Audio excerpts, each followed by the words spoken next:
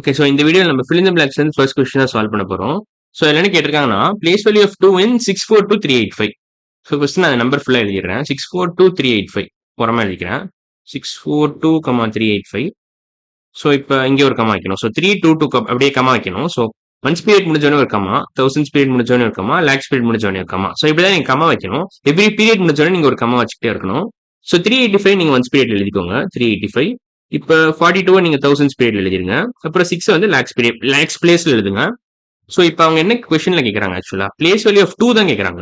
So 2 வந்து 1000 பிளேஸ்ல இருக்கு, 1000 பீரியட்ல இருக்கு, 1000 பிளேஸ்ல இருக்கு. So 2 is in 1000 place. So 2000. So there are 2000.